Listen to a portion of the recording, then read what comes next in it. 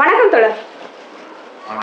பாஜக ஆட்சிக்கு வந்த பிறகு கருத்துரிமைக்கு தடை அப்படின்னு பல விஷயங்களை நாடு சந்திச்சுட்டு வருது.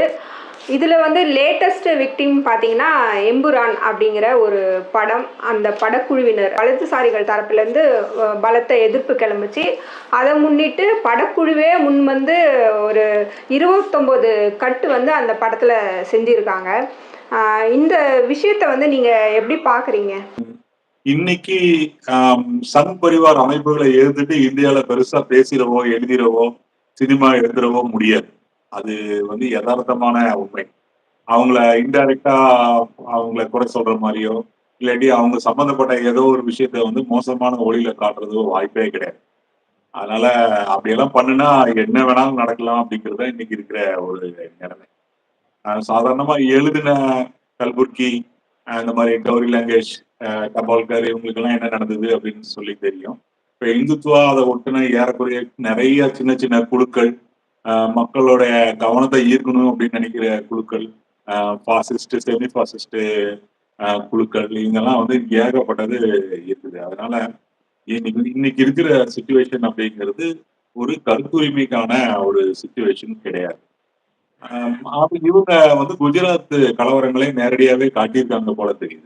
இந்த மாதிரியான சூழ்நிலையில அதுக்கு அந்த வலதுசாரிகள் கிட்ட கட்டாயம் ஒரு எதிர்ப்பு வரத்தான் செய்யும். அது வந்துதான் தீரும். கேரளால இதெல்லாம் புதுசு.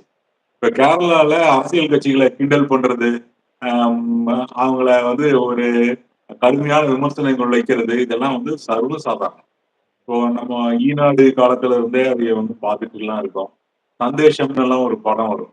அப்ப அதுல கம்யூனிஸ்டுகளை எல்லாம் இன்டெலெக்சுவலா எல்லாம் கிண்டல் பண்ணி அப்படிலாம் படம் எடுத்திருப்பாங்க. இதெல்லாம் ரொம்ப சாதாரணமான ஒரு ஒரு விஷயம். ஆனா இன்னைக்கு அது கேரளாலையும் சாத்தியமில்லை அப்படிங்கிறது தான் இன்னைக்கு ஒரு பயங்கர அதிர்ச்சி ஊட்டக்கூடிய ஒரு விஷயம். ஆனா இன்னைக்கு நீங்க அப்படிதான் கேரளா அதுக்கு விதிவிலக்கெல்லாம் கிடையாது. ஏன்னா இப்ப கேரளால கம்யூனிஸ்ட் அரசாங்கம் இருந்தது.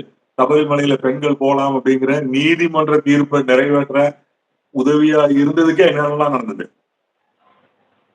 இது எதிர்பார்க்கக்கூடிய ஒரு விஷயம் தான். மோகன்லாலுக்கு வேற வழியும் கிடையாது. கருத்துரிமை பறிக்கப்படாது அப்படின்னு சமீபத்தில் கூட பிரதமர் மோடி அவர்கள் பேசினாரு. ஸ்ட்ரைட்டா ஒரு அரசாங்கத்திலிருந்தோ அமைச்சர் தரப்பிலிருந்தோ இல்லை ஆட்சியில பங்கு பெற்றிருக்கக்கூடியவங்கள இருந்தோ நேரடியா எதிர்ப்பு போல. இந்த எதிர்ப்பு தெரிவித்தது எல்லாம் சமூக வலைத்தளங்கள்ல கேரளா பாஜகவில இருந்து கொஞ்சம் எதிர்ப்பு வந்தது. அதுக்காக ஒரு கலைஞன் அப்படிங்கிறவங்க மண்டியிடணுமா அப்படிங்கிற விமர்சனம் வருது இல்லையா? அந்த அளவுக்கு போகணுமா ஒரு கலைஞன்?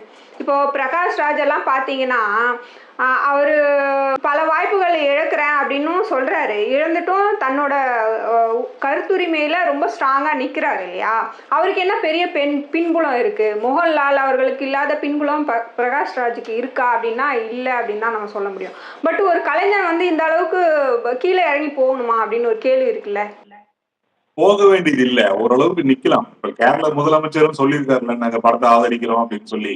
இந்த படத்துல வேற பிரச்சனை இருக்கு. இப்ப முல்லை பெரியார் இஷ்யூல பல காலமா சொல்லப்பட்டு இருக்கிற அந்த நிரூபிக்கப்படாத ஒரு விஷயத்த ஏறக்குறைய பொய்ய, இந்த முல்லை பெரியார் டேம் முடிஞ்சது அப்படின்னு சொன்னா கேரளா முழுகிரும் அப்படிங்கறதையே திருப்பியும் இதுல பேசியிருக்காங்க அப்படின்னு எல்லாம் சொல்றாங்க. அந்த மாதிரியான அபத்தமான விஷயங்களும் இந்த படத்துல இருக்குது. இது முழுசா ஆதரிச்சிட முடியாது. ஆனாலும் கூட கேரளாவுடைய சீஃப் மினிஸ்டர் சொல்லியிருக்காரு, இந்த படத்துக்கு பின்னாடி நாங்க நிக்கிறோம் அப்படின்னு எல்லாம். இருந்தும் கூட மோகன்லால் பின்வாங்கினது ரொம்ப ஒரு சரியில்லை, தேவையில்லை அப்படின்னு தோணுது. ஆனா நீங்க மோகன்லால் அப்படி கருத்துரிமை இந்த மாதிரியான விஷயங்களுக்காக நிக்கக்கூடிய ஒரு கலைஞர் இல்லை அப்படிங்கறதுதான் அவருடைய ஹிஸ்டரி. அவரு இந்த மாதிரி நிறைய தேசபக்தி இப்படியான படங்கள் எல்லாம் நடிச்சிருக்கிறாரு. இப்போ இந்த படத்துக்கு எதிராக பயங்கரமா வரிஞ்சு கட்டிட்டு நிக்கிறாங்க இல்லையா, அந்த கேப்டன் ரவி, இந்த மாதிரியான ஆட்கள் கூட எல்லாம் அவருக்கு நெருக்கமான உறவு இருக்கு. அவரே ஒரு மென் இந்துத்துவா தான் அப்படின்னு எல்லாம் சொல்றாங்க. ஸோ அவர் கேட்டது நேச்சுரல். தன்னுடைய ஒரு ட்ரெடிஷனல் சப்போர்ட் பேஸ உடைச்சிடக்கூடாது, விட்டு கொடுத்துடக்கூடாது அப்படிங்கிறதுக்காக அவர் கேக்குறாரு. நான் தப்பு பண்ணிட்டேன் அப்படின்னு எல்லாம். படம் யாருக்கும் எந்த பிரச்சனையும் இல்லாம இருந்தா ஓடி இருந்துச்சுன்னா பேசாம இருந்திருப்பாரு. அப்படி இல்ல அப்படிங்கும்போது இல்லவே இல்லைங்க அப்படின்னு சொல்லி டோட்டலா சரண்டர் ஆகாரு. அவரை நம்ம பிரகாஷ் ராஜ் கூட எல்லாம் ஒப்பிடவே முடியாது.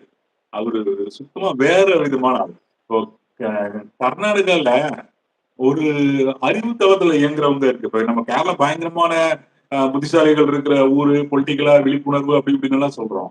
ஆனா இந்துத்துவாவை எதிர்க்கிறதுல முன்னணியில நின்னது வந்து கர்நாடகா தான்.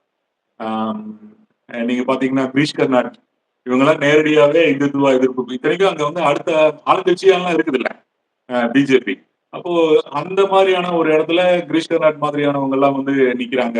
யூஆர் ஆனந்தமூர்த்தி இவங்க ஜெயிச்சாங்கன்னா நான் இந்த ஊர்லயே எடுக்க மாட்டேன் அப்படின்னு சொல்லி சொல்றாரு. அந்த ஒரு ட்ரெடிஷன் வந்து கர்நாடகா இருக்கு. கௌரி லாங்குவேஜ் கல்புர்கி கூட கர்நாடகா தான். ஒரு அவங்களுக்கு ஒரு ஒரு நிக்கிற பிடிவாதமா பிஜேபி எதிர்ப்பு போராட்டத்துல நிக்கிற ஒரு ட்ரெடிஷன் வந்து இருக்கு. அப்புறம் அவங்கள பொறுத்த வரைக்கும் அது ஒரு விதத்துல வாழ்வோ சாவா போராட்டம். அஹ் ஆட்சி மாறி மாறி வருது. காங்கிரஸ் அடுத்து வந்து பிஜேபி. பிஜேபி வந்துச்சுன்னா நீங்க சகலத்தையும் இழக்கணும். அவங்க வந்து நம்ம தலை மேலதான் உட்கார்ந்துட்டு இருப்பாங்க. இப்ப அந்த மாதிரியான ஒரு டயத்துல அது வராம தடுக்கிறதுக்காக டீத் அண்ட் நெயில் வந்து சண்டை போடணும் அப்படிங்கிற ஒரு எண்ணம் வந்து முற்போக்காளர்கள் கிட்ட இருக்கு. இவங்களுக்கு இன்னும் பிஜேபி ஆட்சின்னா எப்படி இருக்கும்னு தெரியாது. மோகன்லால் இன்க்ளூடிங் தமிழ்நாட்டிலேயே கூட இந்த கோவை இந்த மாதிரி சில பகுதிகளில் இருக்கிறவங்கள தவிர மற்றவங்களுக்கு வந்து இந்துத்துவனால என்ன நடக்கும் அப்படிங்கிறது வந்து தெரியவே தெரியாது. ரோட்ல பிணங்கள் கிடக்கிறத பார்த்த எங்களுக்கு தான் தெரியும். அப்படியே எரிஞ்சு எரிஞ்சு எரிஞ்சு எரிஞ்சு வீடுகளும் கார்களும் வண்டிகளும் கிடக்கிறத நாங்க தான் பாக்குறோம். இதெல்லாம் தெரியாத நமக்கு வந்து இந்துத்துவானால என்ன பிரச்சனை அப்படின்னு கேட்கறது உண்டு.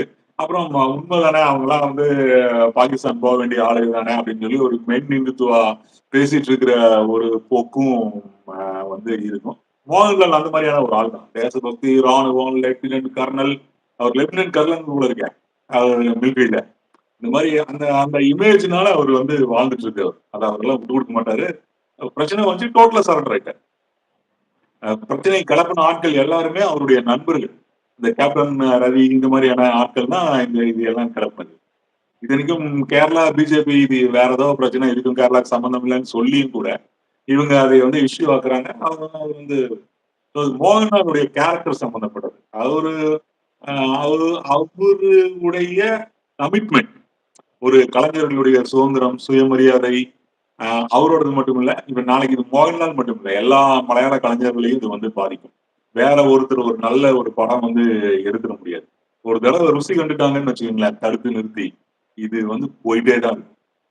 நார்த் இந்தியாவோட நிலைமை வந்துட்டே தான் இருக்கும். ஆனா இது எல்லாத்தையும் தெரிஞ்சும் இந்த வேலையை செஞ்சது அப்படிங்கிறது வந்து ஒரு பொறுப்பின்மை தான். ஃபஹத் ஃபாசில் அவர் வந்து நேஷனல் அவார்டு கொடுத்தாங்க. பிஜேபி ஆட்சி காலத்தில் தான் முதல் ஆட்சி காலத்தில் நேஷனல் அவார்டு கொடுத்தாங்க. அந்த விருது வாங்க அவர் போகலை. அந்த மாதிரியெல்லாம் நம்ம வந்து கலைஞர்கள் அந்த ஊர்லேயே இருக்காங்க அப்படிங்கும்போது இது ஒரு பெரிய சரிவு தான் தோழர். இந்த விஷயம் பற்றி இப்போ கட்சி தொடங்கி இருக்கிற நடிகர் விஜய் அவரும் வந்து சினிமா துறையில் இருக்காரு. இப்படி ஒரு கருத்துரிமைக்கு எதிராக இந்த விஷயங்கள் நீங்க பேசாதீங்க அப்படின்னு ஒரு சின்ன ஒரு விஜய் வந்து இன்னொரு எம்ஜிஆர். எம்ஜிஆர் என்னைக்காவது எதுக்காவது ஏதாவது சொல்லியிருக்காரா? அதுவும் ஆட்சிக்கு வர்றதுக்கு முன்னாடி அப்படிலாம் அவரெல்லாம் எதுவும் ஒன்றும் பேச மாட்டாரு. இன்னைக்கு வந்து ஒரு ரொம்பவும் ஒரு சார்ஜ்டு அட்மாஸ்பியர் இருக்கு. சமூக வலைத்தளங்கள் வந்து நமக்கெல்லாம் ஒரு வாய்ப்பு இருக்கு. ஃபிளேர் அப் ஆகுது அப்படிங்கிறதுல பயந்து பயந்து கொஞ்ச நாள் கழிச்சு இன்னும் ஏதாவது சொல்லக்கூட செய்யலாம். மத்தபடி விஜய் எல்லாம் அவ்வளவுதான். அவரை நீங்க வந்து அரசியல் தலைவராகவும் அவரை நீங்க அப்படியெல்லாம் பார்க்க முடியாது. அவர் வர்றாரு, அதிமுக ஒளிஞ்சு போயிட்டு இருக்குது. அந்த இடத்துல உள்ள போது ஆட்சி பிடிப்பாரு. பிடிச்ச பின்னாடி இப்படிதான். அதனால அவரு அந்த மாதிரி அரசியல் இதுக்கெல்லாம் பேர் போனவர் இல்ல. இன்னொன்னு சீமான் சொல்றீங்க இல்லையா? சீமான். சீமான் ஏதாவது பேசுறதுக்கு வாய்ப்பு இருக்கு. அவரு தன்னோட எல்லாத்துலயும் ஒரு கருத்தை சொல்லிடுவாரு அவரு. என்ன சொல்லுவாரு? ஏன்னா முல்லை பெரியாருக்கு கடுமையா கண்டிச்சு குஜராத் கலவரத்தை காட்டின இதுல படத்துக்கு ஆதரவு தெரிவிச்சு இந்த மாதிரி ஏதாவது சொல்றதுக்கு வாய்ப்பு இருக்கு. அது பொறுத்திருந்து பார்க்கணும். மிக்க நன்றி தொடர்.